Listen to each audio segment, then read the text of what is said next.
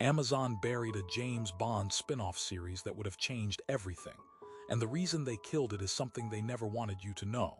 In 2021, Amazon didn't just buy a studio. They spent $8.5 billion to get their hands on one franchise, James Bond, and buried inside that deal was a show that could have redefined Seven for a generation. It never aired, and the real reason has nothing to do with the writing. Here's the loop you need to hold on to. This wasn't a pitch that fizzled in a meeting room.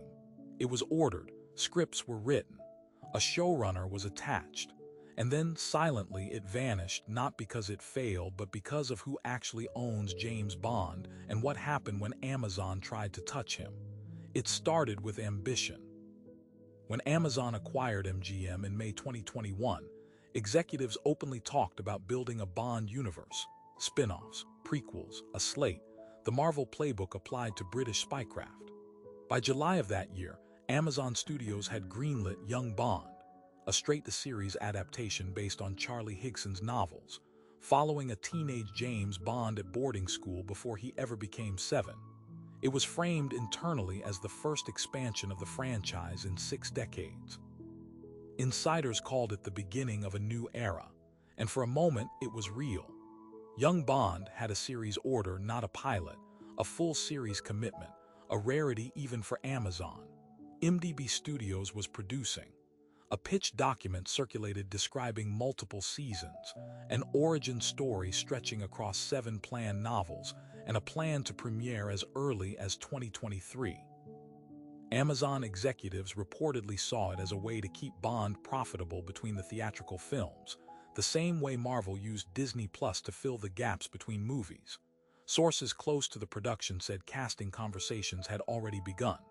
This wasn't speculation. This was greenlit television with a release window. But there was a problem: Amazon hadn't fully priced into their $8.5 billion deal. They didn't actually control James Bond. Not really. The character's creative rights had been held for decades by Barbara Broccoli and Michael G. Wilson through their company Danjaq, an arrangement dating back to their father Albert Broccoli. Amazon owned the studio. The Broccolis owned the veto.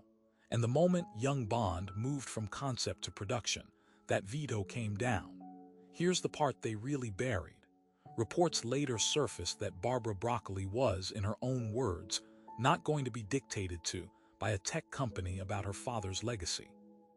She reportedly viewed spin-offs and expanded universes as a dilution of Bond's exclusivity, the opposite of Amazon's entire streaming strategy, which runs on volume and content pipelines, not scarcity.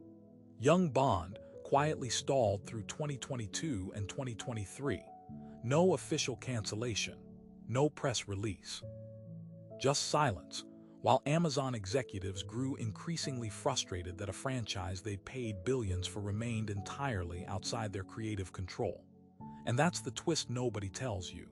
This wasn't killed by a bad script or a failed pitch. It was killed by ego and ownership, a power struggle between the world's biggest streamer and a family that had guarded Seven for 60 years and had no intention of letting a corporation dilute him into content. The standoff dragged on so long that by February 2025, it ended not with a spin-off, but with a buyout, Amazon MGM paying to take full creative control of Bond from the Broccolis entirely, who stepped back into a non-creative producer role. The very thing Young Bond tried to do quietly in 2021, Amazon eventually had to do loudly by purchasing the right to do it at all. Think about what that 4-year standoff actually cost. A Young Bond series that could have premiered in 2023 might have kept the franchise culturally present during the longest gap between Bond films in decades, the years after No Time to Die, with no confirmed next Seven.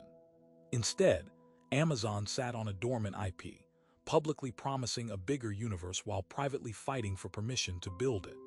The scripts that were written may never surface. The showrunner attached moved on to other projects. And the audience that could have met a teenage Seven in 2023 is still, in 2026, waiting to find out who the next James Bond even is.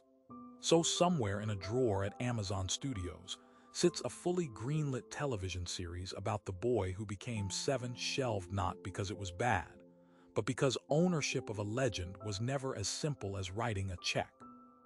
And if a franchise that famous could be frozen for 4 years by a fight nobody announced, you have to wonder what else is sitting in that same drawer, waiting for the next studio's secret to come out.